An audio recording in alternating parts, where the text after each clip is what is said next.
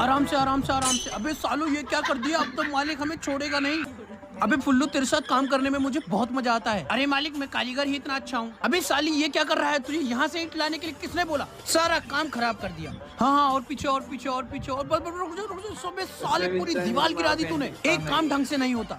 देखो इस बार कोई गलती नहीं होनी। अबे हरामखोरो पकड़ो पकड़ो पकड़ो। अब तो पक्का मालिक नौकरी से निकाल देगा। काम हो गया बेटा, नीचे आ जा।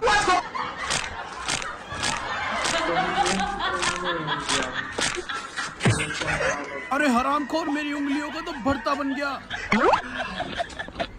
चलो ना पापा, तुम तो फालतू में टेंशन ले रहे हो।